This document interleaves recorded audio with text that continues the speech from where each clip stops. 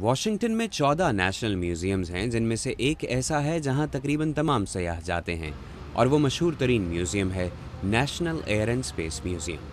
یہ میوزیم 1946 میں امریکی کانگریس کے اقدام سے قائم کیا گیا۔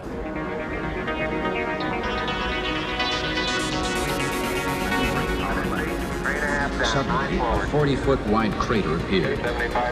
Armstrong was manual.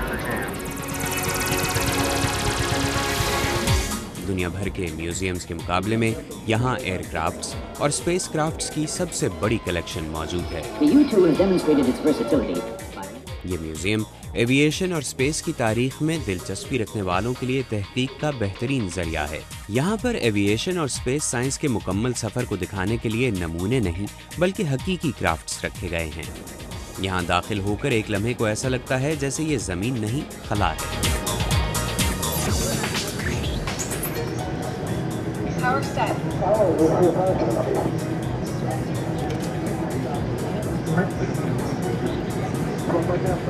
knots.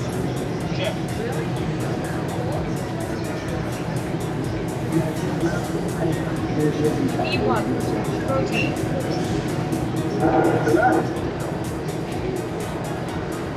Positive climb.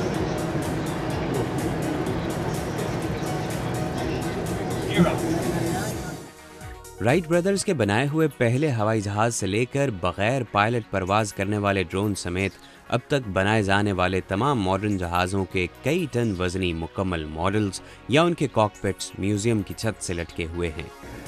چاند پر جانے والے پہلے مشن اپولو کے حصے بھی اس میوزیم میں موجود ہیں۔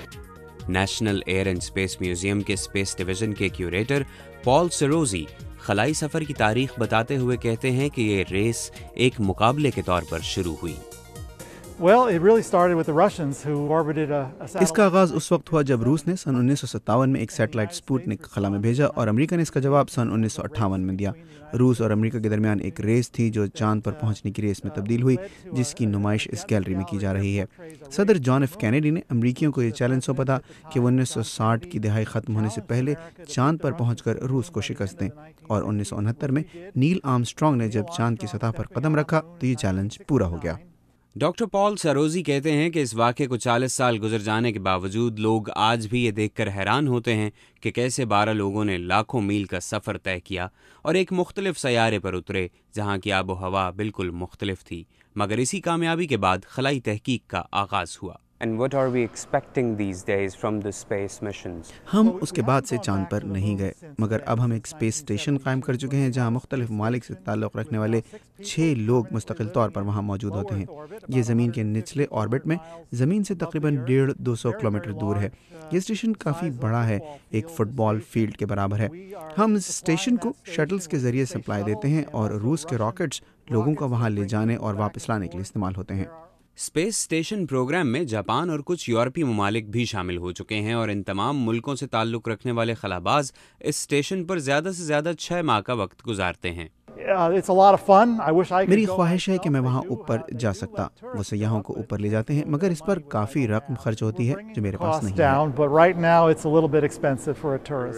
میوزیم میں ہوائی سفر سے لے کر لڑاکا اور جاسوس طیاروں کی تیاری اور ان میں متعارف کرائے جانے والی جدت کو بھی کرافٹس کے ذریعے دکھایا گیا ہے۔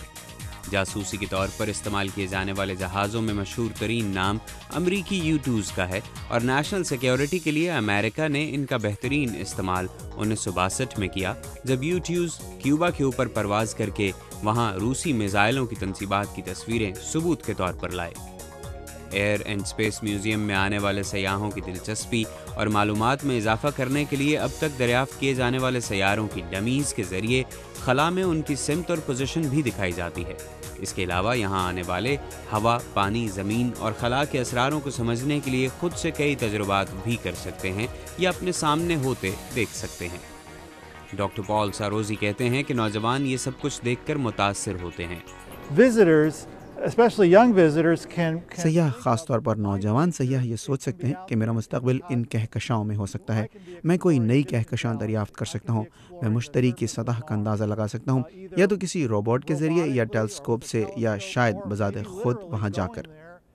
میوزیم میں جہاں وہ تمام شٹلز، راکٹس، جہاز اور آلات موجود ہیں جن کے باعث انسان کائنات کے علم سے واقف ہوا ہے، وہیں کروز میزائل سمیت کچھ ایسی ایجادات بھی موجود ہیں جنہوں نے انسان کو تباہی کے سوا کچھ نہیں دیا۔ محمد عاطف، اردو VOA، واشنگٹن۔